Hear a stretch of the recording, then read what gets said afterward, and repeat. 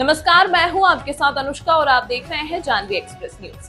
सिंगरौली जिले में भू अर्जन एक्ट को लेकर विवाद हो रहा है। पचौर के ग्रामीणों का आरोप है कि जिले में भू अर्जन एक्ट नहीं चल रहा है, बल्कि कंपनी एक्ट चलाया जा रहा है। ग्रामीणों ने बताया कि 2013 भू अर्जन एक्ट के तहत धारा 11 लागू होने के पहले निर्माण, रजिस्ट्री, नामांतरण पर रोक और ड्रोन कैमरे से फोटोग्राफी नहीं हो सकती है। ग्रामीणों का कहना है कि प्रशासन जबरदस्ती पुलिस के दम पर ड्रोन सर्वे और भवन निर्माण पर रोक लगाने की कोशिश कर रहा है, जिससे संघर्ष की स्थिति उत्पन्न हो सकती है।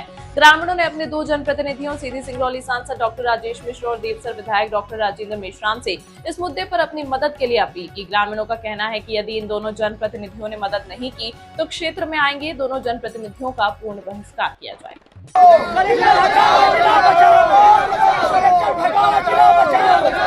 जिला बचाओ,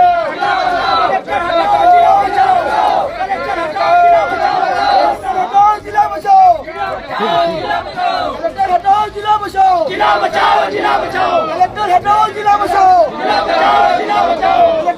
जिला बचाओ, जिला बचाओ, जिला बचाओ, कलेक्टर भगाओ, जिला बचाओ, जिला बचाओ, जिला बचाओ, कलेक्टर हटाओ, जिला बचाओ, कलेक्टर हटाओ, जिला बचाओ, कलेक्टर हटाओ, जिला बचाओ, जेपी हटाओ, गाँव बचाओ, जेपी हटाओ, गाँव बचाओ, जेपी हटाओ, गाँव बचाओ, जेपी हटाओ, गाँव बचाओ, जेपी हटाओ, गाँव बचाओ, जेपी हटाओ, गाँव बचाओ, जेपी हटाओ, गाँव बचाओ, जेपी हटाओ, गाँव बचाओ। नहीं चलेगी, नहीं चलेगी, नहीं चलेगी, नहीं चलेगी, नहीं चलेगी, नहीं चलेगी, तानाशाही नहीं चलेगी।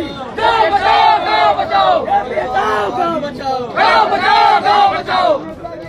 क्या समस्या हो रही है आप लोग को? जी, समस्या क्या हो रही है? समस्या हो रही है, आप लोग अभी नारा लगा रहे थे। ये कलेक्टर कहानी के अंदर में है, बनाया जा रहा है। हाँ बताइए, बोलिए। ये कलेक्टर जो है, माननीय कलेक्टर साहब जो है, जो कंपनी के जो नौकर हैं, प्रशासन के नौकर नहीं हैं, आम जनता का नहीं सुनते हैं।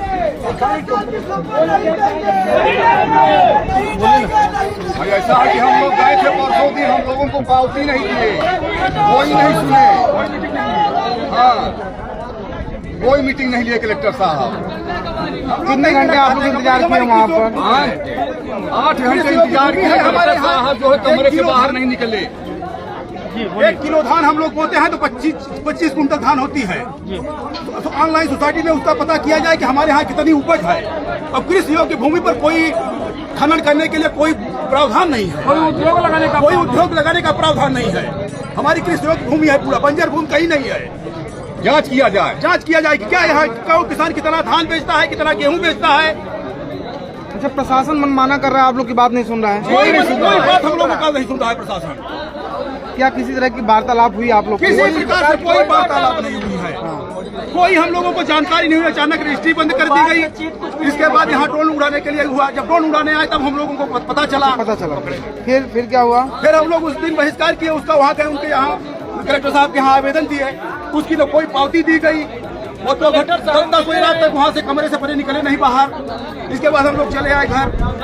अच्छा, जो ग्रामीण होंगे लोन लिए होंगे या फिर खेती किसानी के लिए कर्ज से पैसे लिए होंगे, उनका क्या? पैसा लिए हैं। किसी की शादी करना है तो उनको बेचना है, किसी की बीमारी है तो उनको जमीन बेचना है। सब रजिस्ट्री बंद कर दिए गए, प्रतिबंधित कर दिए गए हैं। बहुत समस्याएं हो रही है, बहुत समस्या हो रही है। क्या कहेंगे आप भैया? सभी वरिष्ठ जन वही चीज मैं भी बोलूँगा। और मेरा आपके माध्यम से कहना है कलेक्टर साहब को, मैं उनसे हाथ जोड़कर निवेदन करता हूँ कि माननीय कलेक्टर साहब, आप एक मानव हैं। आप जो रोटी खाते हैं ना, किसान के खेत से उगाई हुई रोटी ही खाते हैं। दूसरी चीज़, आप जिस पद पर बैठे हैं, आप IAS हैं, आप एक जिले के कलेक्टर हैं, और आपको एक चाहे वो गरीब हो या अमीर हो, शोषित हो, पीड़ित हो, वंचित हो, दलित हो, उसकी आवाज़ को आपको सुनना पड़ेगा। आप जिले में इसीलिए आए। यदि आप कंपनी की दलाली करके और कंपनी के इशारे पर और अपने प्रशासन को भेजकर और बंदूक की नोक पर यदि आपको हम सबकी जमीन लेना है, तो आप एक काम करें, आप फिर प्रशासन को भेजते हैं। एक साथ जिस तरह से आपके सरकार में जो आपके देश के प्रधानमंत्री हैं कलेक्टर साहब, एक साथ आप तोप मंगवाइए। और मैं कह रहा हूं आपके माध्यम से पूरा गांव मेरे साथ खड़ा होगा जिनकी भूमि है। अब एक साथ आप मरवा दीजिए, क्यों बेचारों की पतन हो। लेकिन यदि कलेक्टर साहब के अंदर जुआ रहेंगे मेरे शब्दों से, मेरी वाणी से, उनको ये लगे कि एक मानवता के तौर पर तो हमसे बात करें। मैं उनके पास जाता हूँ, बताइए मुझे रिसीविंग नहीं मिलती। मैं जिले का महामंत्री हूँ, मैं कांग्रेस पार्टी का एक पदाधिकारी हूँ और साथ में विस्थापन का दंश झेल रहा हूँ, गांव का निवासी भी हूँ। यदि मैं जाऊँ उनके पास आवेदन लेकर तो क्या वो मुझे रिसीविंग नहीं देंगे?